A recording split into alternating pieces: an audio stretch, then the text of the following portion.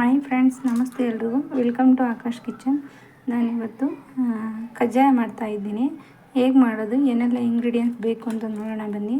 First time ಮಾಡ್ತಾ ಇದ್ದೀವಿ ಅಂತ ಅಂದರೂ ಪರ್ಫೆಕ್ಟಾಗಿ ಬರುತ್ತೆ. ಈ ರೀತಿ ಒಂದು ಸಲ ಟ್ರೈ ಮಾಡಿ. ನಾನು ಅಳತೆ ಪ್ರಕಾರ ಮಾಡಿದ್ದೀನಿ. ಇದನ್ನು ಹೇಗೆ ಮಾಡೋದು, ಏನೆಲ್ಲ ಇಂಗ್ರೀಡಿಯೆಂಟ್ಸ್ ಬೇಕು ಅಂತ ನೋಡೋಣ. ನೀವೇನಾದರೂ ಹೊಸ್ದಾಗಿ ನನ್ನ ಚಾನಲ್ ನೋಡ್ತಾ ಇದ್ದರೆ ಪ್ಲೀಸ್ ಸಬ್ಸ್ಕ್ರೈಬ್ ಮಾಡ್ಕೊಳ್ಳಿ, ಲೈಕ್ ಮಾಡಿ, ಶೇರ್ ಮಾಡಿ, ಕಮೆಂಟ್ ಮಾಡಿ ತಿಳಿಸಿ ಹೇಗೆ ಬಂತು ಅಂತ.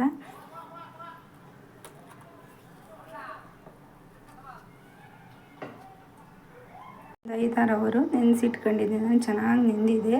ಇದು ನಾನು ಕೆಂಪಕ್ಕಿ ತಗೊಂಡಿದ್ದೀನಿ. ಯಾಕೆಂದರೆ ಕೆಂಪಕ್ಕಿಲಿ ಕಜ್ಜಾಯ ಮಾಡಿದ್ರೆ ತುಂಬ ಚೆನ್ನಾಗಿರುತ್ತೆ ರುಚಿ. ಒಂದು 5 ಅವರ್ ನೆನೆಸ್ಕೊಂಡಿದ್ದೀನಿ. ಇದನ್ನು ಒಂದು ಹಾರಾಕಂತೀನಿ ಒಂದು ಬಟ್ಟೆ ಮೇಲೆ.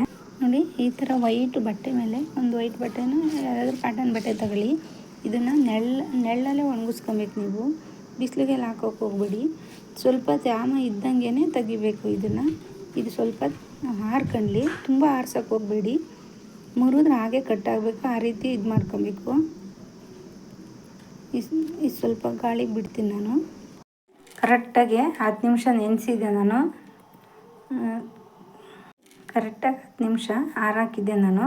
ಇವಾಗ ಇದನ್ನು ಸ್ವಲ್ಪನೇ ಒಂದು ಜಾರ್ ತಗೊಂಡಿದ್ದೀನಿ. ಇವಾಗ ಸ್ವಲ್ಪ ತ್ಯಾವ ಇರೋ ಥರನೇ ಇದು ಮಾಡಬೇಕು. ಅಕ್ಕಿನ ನೋಡಿ, ಫುಲ್ಲು ಡ್ರೈ ಆಗೋ ರೀತಿ ಹಾಕ್ಬಿಡಿ. ಕರೆಕ್ಟಾಗಿ ಒಂದು 10 ನಿಮಿಷ ಹಾರಾಕಿದ್ರೆ ಸಾಕು. ಇದನ್ನು ಸ್ವಲ್ಪನೇ ಮಿಕ್ಸಿ ಜಾರ್ಗೆ ಹಾಕೊಂಡು ಪೌಡ್ರ್ ಮಾಡ್ಕೊಂಬರ್ತೀನಿ ನಾನು. ನೋಡಿ, ಈ ರೀತಿ ನಾನು ನುಣ್ಣಗೆ ಇದು ಮಾಡ್ಕೊಂಬಂದಿದ್ದೀನಿ. ಈಗ ನಾವು ರಾಗಿ ಹಿಟ್ಟು, ಗೋಧಿ ಹಿಟ್ಟು ಜಲ್ಡೆ ಮಾಡ್ಕೊತೀವಲ್ಲ, ಆ ಜಲ್ಡೆ ತಗೊಂಡಿದ್ದೀನಿ. ಈಗ ನಾನು ಮಿಕ್ಸಿ ಮಾಡ್ಕೊಂಬಂದಿದ್ನಲ್ಲ, ಅದನ್ನು ಜಲ್ಡೆ ಮಾಡ್ಕೊತೀನಿ.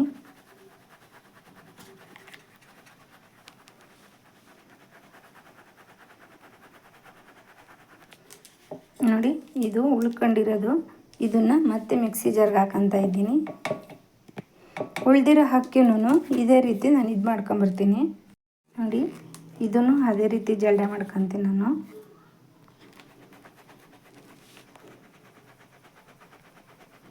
ನೋಡಿ, ನಾನು ಉಳ್ದಿರೋ ಅಕ್ಕಿನೂ ಇದೇ ರೀತಿ ಇದು ಮಾಡ್ಕೊಂಡು ಜಲ್ಡೆ ಮಾಡ್ಕೊಂಡಿದ್ದೀನಿ. ಈ ಥರ ಹಿಡ್ಕೊಂಡ್ರೆ ಹಿಡಿ ಬರಬೇಕು. ಹಿಟ್ಟು ಹಾರಕ್ಕೆ ಬಿಡಬೇಡಿ ಗಾಳಿಗೆ. ಇದಕ್ಕೆ ಇವಾಗ ಏಲಕ್ಕಿ ಸೇರಿಸ್ಕೊತಿದ್ದೀನಿ, ಗಸಗಸೆ, ಬಿಳಿ ಎಳ್ಳು, ಕೊಬ್ಬರಿ ಪುಡಿ ಇಷ್ಟನ್ನು ಸೇರಿಸ್ಕೊಂಡು ಚೆನ್ನಾಗಿ ಇದನ್ನೆಲ್ಲ ಮಿಕ್ಸ್ ಮಾಡ್ಕೊತೀನಿ.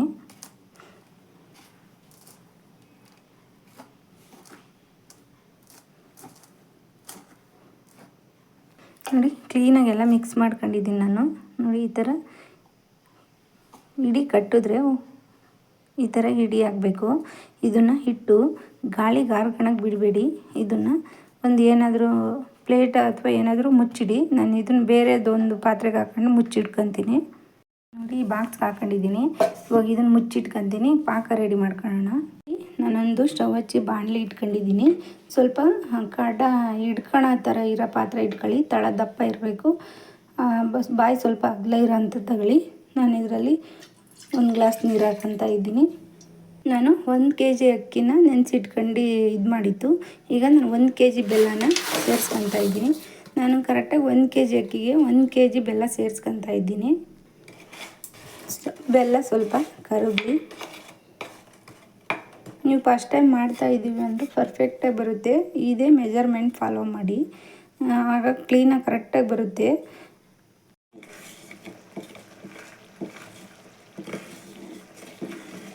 ನೋಡಿ, ನಾನು ಇದನ್ನು ಸೋಸ್ಕೊತೀನಿ. ಯಾಕೆಂದರೆ ಇದರಲ್ಲಿ ಕಲ್ಲು ಇದ್ದರೆ ಕಷ್ಟ, ಹಾಗಾಗಿ ಅದಕ್ಕೆ ಸೋಸ್ಕೊತಿದ್ದೀನಿ. ನೋಡಿ, ನಾನು ಸೋಸ್ಕೊಂಡಿರೋದ ಈ ಬಾಣಲಿಗೆ ಇದನ್ನು ಮಾಡ್ಕೊಂಡಿದ್ದೀನಿ. ಬೇರೆ ಬಾಣಲಿಗೆ ಸೇರಿಸ್ಕೊಂಡಿದ್ದೀನಿ. ಇದು ಇವಾಗ ಗಟ್ಟಿ ಪಾಕ ಬರಬೇಕು. ನೋಡಿ, ಪಾಕ ಬಂದಿದೆ ಅಂತ ಹೇಗೆ ನೋಡೋದು ಅಂತ ಅಂದರೆ, ಒಂದು ಬೌಲಲ್ಲಿ ಒಂದು ಬಟ್ಲಲ್ಲಿ ನೀರು ಇಟ್ಕೊಂಡಿದ್ದೀನಿ. ಈಗ 1-2 ಹನಿ ಹಾಕಿ ಚೆಕ್ ಮಾಡೋಣ. ಗಟ್ಟಿ ಪಾಕ ಬಂದಿಲ್ಲ. ಇದು ಒಂದೇಳೆ ಪಾಕ ಬಂದಿದೆ. ಗಟ್ಟಿ ಪಾಕ ಬರಬೇಕು. ಹಾಗೆ ಎಷ್ಟು ದಿವಸ ಬಿಟ್ರೂ ಇಟ್ಕೊಂಡು ತಿನ್ಬೋದು, ಚೆನ್ನಾಗಿರುತ್ತೆ, ಹಾಳಾಗಲ್ಲ. ನಿಮಗೆ ಕೊಬ್ಬರಿ, ಗಸಗಸೆ, ಎಳ್ಳು ಅದೆಲ್ಲ ಏನು ಬೇಡ, ಸಾದಾ ಹಾಗೆ ಮಾಡ್ಕೊತೀವಿ ಅಂದರೆ ಅದನ್ನು ಸ್ಕಿಪ್ ಮಾಡಿ ಬರೀ ಅಕ್ಕಿ ಒಳಗೆ ಮಾಡ್ಕೊಬೋದು. ಬಟ್ ಅದೆಲ್ಲ ಹಾಕಿದ್ರೆ ತಿನ್ನಬೇಕಾದ್ರೆ ಚೆನ್ನಾಗಿರುತ್ತೆ ಅಂತ.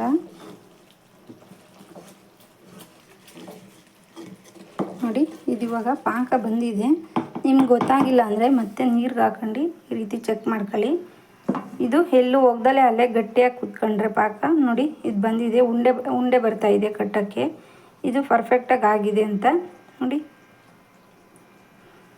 ನಾವು ಸಿಮ್ಮಲ್ಲಿ ಇಟ್ಕೊಂಡು ಸ್ಟವ್ನ ಅಕ್ಕಿ ನಾವು ಇದು ಮಾಡ್ಕೊಂಡಿದ್ವಲ್ಲ ಹಿಟ್ಟು ಹಾಕೊಂಡು ತಿರುಗ್ಕೊಳ್ಳೋಣ. ನೋಡಿ ಇವಾಗ ಒಂದು ಸ್ವಲ್ಪ ಹಿಟ್ಟು ಹಾಕೊಂಡು ನಾನು ತಿರುಗಿಸ್ಕೊತೀನಿ.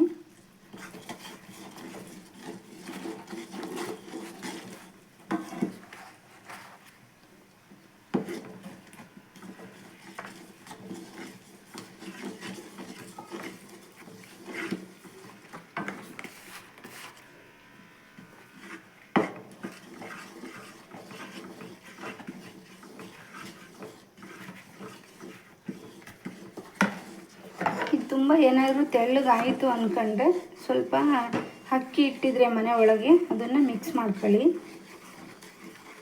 ಸಿಮ್ಮಲ್ಲಿ ಇಟ್ಕೊಳ್ಳಿ, ಸ್ಟವ್ನ ಸಿಮ್ಮಲ್ಲಿ ಇಟ್ಕೊಂಡು ಚೆನ್ನಾಗಿ ತಿರುಗಿಸ್ಕೊಳ್ಳಿ.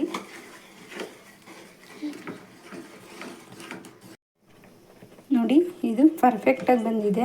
ಇವಾಗ ನಾನು ಸ್ಟವ್ ಆಫ್ ಮಾಡ್ಕೊಂಡು ಇದನ್ನು ಸ್ವಲ್ಪ ತಣ್ಣಗಾಗೋವರೆಗೂ ಇದು ಮಾಡ್ಕೊತೀನಿ. ಇಲ್ಲಾಂದರೆ ನೀವು ಇವತ್ತು ಮಾಡೋದಿಲ್ಲ ಅಂದರೆ ಸ್ಟವ್ ಆಫ್ ಮಾಡ್ಕೊಂಡು ಒಂದು ಬಾಕ್ಸ್ಗೆ ಹಾಕೊಂಡು ಫ್ರಿಜ್ಜಲ್ಲಿ ಇಟ್ಕೊಳ್ಳಿ. ನಿಮ್ಗೆ ಯಾವಾಗ ಬೇಕೋ ಆವಾಗ ನೀವು ಲಟ್ಟಿಸ್ಕೊಬೋದು, ಮಾಡ್ಕೊಬೋದು. ಬಟ್ ನನಗೆ ಈಗ ಸ್ವಲ್ಪ ಇದನ್ನು ತಣ್ಣಗಾಗಿ ಬಿಟ್ಬಿಟ್ಟು ಮಾಡ್ತೀನಿ. ನೋಡಿ ಇದು ಗಟ್ಟಿ ಆಗ್ತಾ ಬಂದಿದೆ. ನಾನು ಇಷ್ಟ ಆದರೆ ಬರುತ್ತೆ, ಪರ್ಫೆಕ್ಟಾಗಿ ಬರುತ್ತೆ. ನಾವು ತಟ್ಟಬೇಕಾದ್ರೆ ಇದನ್ನು ಸ್ವಲ್ಪ ತಣ್ಣಗಾಗಿ ಬಿಡೋಣ, ಆಮೇಲೆ ಹೇಗೆ ಮಾಡೋದು ಅಂತ ನೋಡೋಣ. ನಾನು ತಣ್ಣಗಾಗಿಬಿಟ್ಟಿದೆ, ಇದು ತಣ್ಣಗಾಗಿದೆ. ಇವಾಗ ಮಾಡೋದು ಹೇಗೆ ಅಂತ ನೋಡೋಣ. ನೋಡಿ ಎಣ್ಣೆ 1 ಲೀಟ್ರ್ ಎಣ್ಣೆ ಬಿಸಿ ಇಟ್ಕೊಂಡಿದ್ದೀನಿ. ನಾನು ಬಾಳೆಲೆಗೆ ಸ್ವಲ್ಪ ಎಣ್ಣೆ ಹಚ್ಕೊಂಡಿದ್ದೀನಿ. ಉಂಡೆ ನಿಮ್ಗೆ ಎಷ್ಟು ದಪ್ಪ ಬೇಕೋ ನೋಡಿ ಅಷ್ಟಾಗಲೇ ಉಂಡೆ ತಗೊಳ್ಳಿ.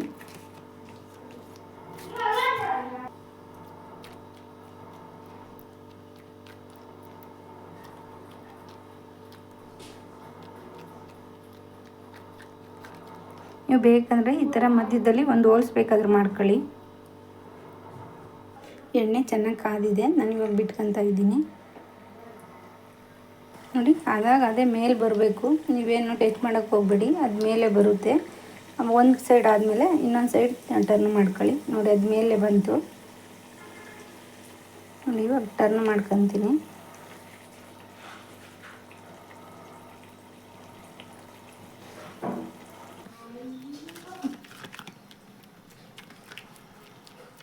ಹಿಂಗೆ ಎಷ್ಟು ಅಗಲ ಬೇಕು ನೋಡಿ ಅಷ್ಟು ಅಗಲ ಇದು ಮಾಡ್ಕೊಳ್ಳಿ.